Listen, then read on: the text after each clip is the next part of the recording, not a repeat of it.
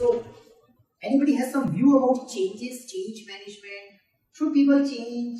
What is change is all about? Any comment, observation on change? Change is only constant. Change is only constant. Great. So, if I talk about change management, it starts with resistance, then you know, in that comfort zone with the change, and then you start performing with that change. Good. Change management cycle. She explained a nice fundamental of change management cycle. Good. So, how should we take care of changes? How do we influence changes? There are few theories, like the way she explained. It's a very famous model which talks about that your life is going as usual. So this is like a life going well. And then you come to know that Agile is coming, DevOps is coming, something is coming. You as a human start feeling down because you are a manual tester. The life was good. Yeah. Now somebody is saying DevOps, and you become uncomfortable. Assuming. So your motivation goes down, and first thing you do is deny. You deny it's not going to work. This is just a temporary thing. This is the only company. Other places I will get a good job. Something. So you deny the existence of that movement. That's the first thing we react to the change. Human psychology of change. First, it comes with a denial. It's not going to happen. It could be like a project manager and Agile is coming in. He says, no. The traditional project management will live. The Gantt chart will live. The way we have been doing things will live. This is just a small thing. Assume that life doesn't stop there and things are still pushing you. Then the second term, which usually comes, is blame. Then you start blaming. This company has done this. My father has done this. My mother has done this. So you start blaming someone. That because of someone, I am in a manual testing, and because of someone, I am in this company, and because of someone, this CEO is getting crazy and trying to push to DevOps. So you start blaming industry, anything. You find a lot of people to blame. Still, life doesn't stop. What do? You start doing self-blame. Why I stick to this organization for this long? I should have changed it. I should have done something about it. Why I always kept doing manual testing? Yeah. So you start doing blaming to yourself. That's a human psychology for change, and it also applies to organizations also. The way it works.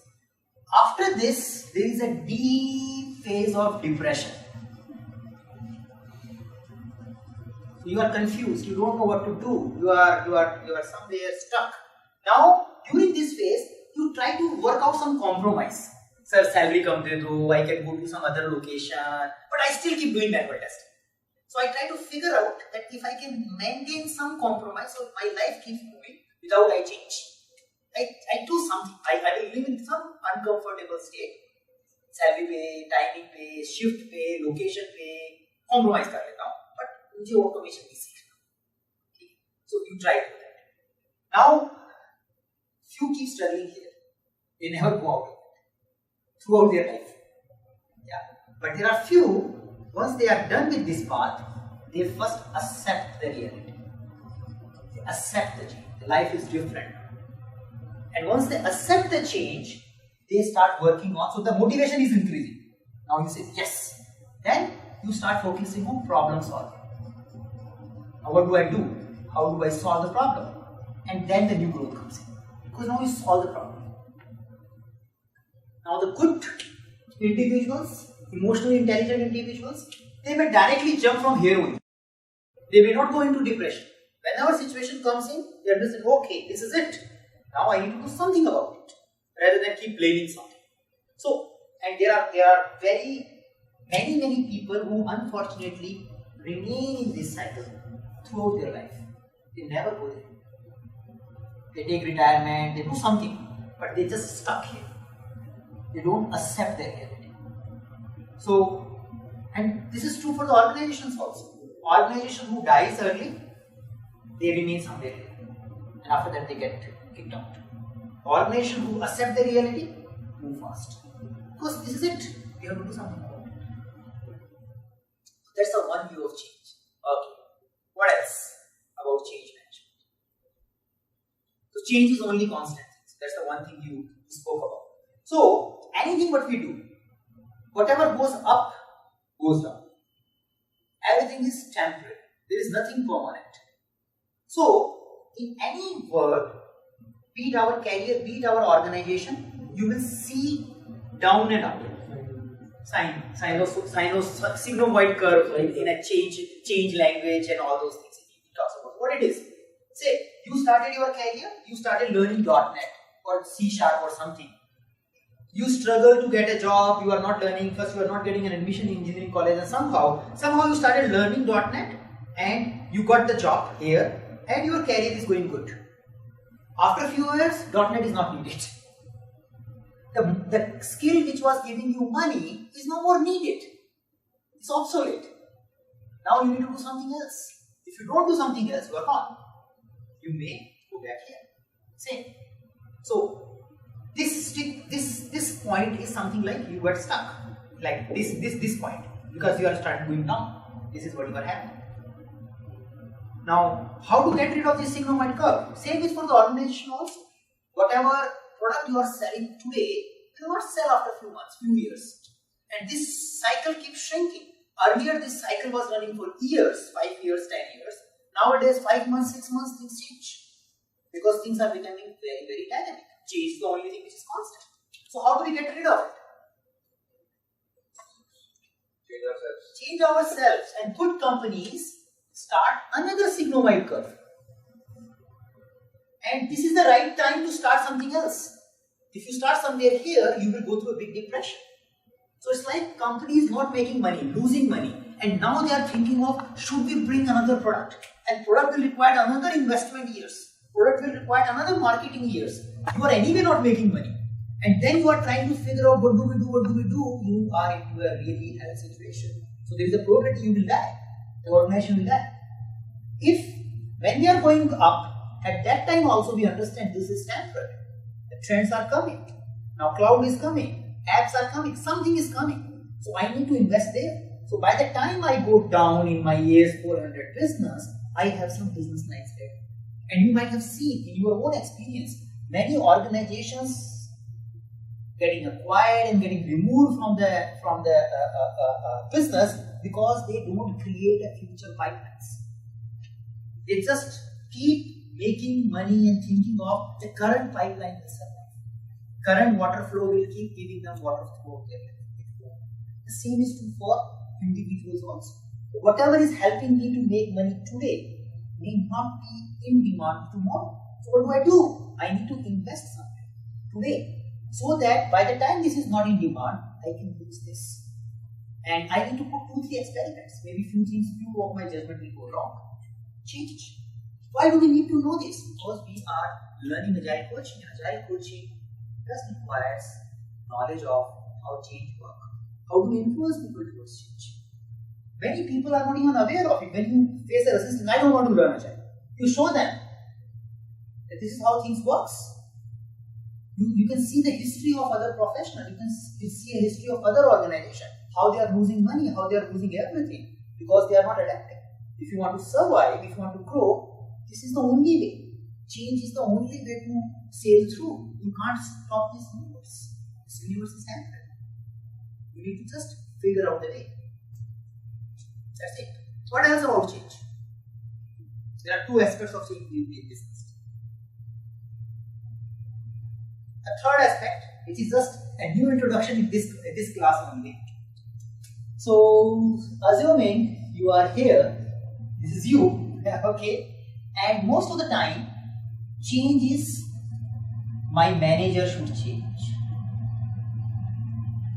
my team should change, my PMO should change, somebody should change. They should understand Agile. Sometimes when I go to a corporate classes are very, very dangerous. People will listen. No, first you go and give this class to our manager. Then only come to us. Okay. This class is actually suitable for our managers, not for us.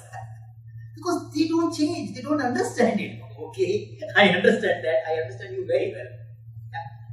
Most of us, by default nature of our life is we want to change someone. Always someone. So that we remain as it is. Okay. And our life becomes better. Because surrounding people will change. That's it. Now, see, the easiest person to change in this universe is you. If you can't change yourself, you should not even dream about changing someone else. I am not saying that you can't change someone else, but the only people who are at least mastered in changing themselves can even think of changing someone else. So, the third aspect of change is it's all about me. What should I change? How should I interact with my manager? How should I interact with PMO? How should I change so my team becomes better? What should I do? What should I do? Is something can help you to become better. That's it. These are the three things I wanted to talk about change. Any comment or observation? It's a big thing. Change management body is a big stuff. There is a proper knowledge book called CBOK, which accumulates a lot of change management theories. There is no perfect answer. Every individual is unique. Every organizations are unique. There are various models talks about this is how we can introduce change. They work in some contexts, it doesn't work in other contexts. If you have been through SAFe training and all, you might have seen a leading change as a one book which talks about quarters framework where we talk about how the change should be taken. But it works in a given context, it doesn't work everywhere. All weight loss industry is a change management industry. All cigarette smoking, alcohol and all are change management industry. If I want to get rid of cigarettes, change management. If I want to stop drinking, it's a change management. If I want to start eating healthy food, it's a change management. Changing the habits. Changing the habits. And habits are individual habits and organizational habits. Changing the habit of command and control. Changing the habit of thinking everything is certain. Changing the habit of directing rather than listening. It's not easy. You should rather be futuristic in your visioning and thinking so that you can think of 10 years down the line, 15 years down the line, and you can see that this technology might come and might impact. And that is how the organization survives. So organization does have some future view and also a process of validating that future. So nowhere we tell that we should not think about future. Many times people start thinking, in Agile we should not project many things. It's not true. We should project. The only thing Agile tells is, don't project assuming this is going to be reality after 10 years. So you project, but make your hypothesis and validate, experiment with them. See, are they really working? And then few will survive, few will drop, and then you pick up them. Change. Self-change, organization, sigma-wide curve, and everything starts from me. I have to change. And I took, I think, nearby 1.5 years of studying more than 100 books and seminars before I reached here. That the change is primarily the biggest possible thing you can do is to change yourself. Nothing else is in your control. Nothing else is in your control. And it really took approximately 1.5 years to me to realize that. I was always trying to influence, coach, because the coaching सिखा देते हैं इसको, बदल देते हैं इसको. Yeah, it doesn't work.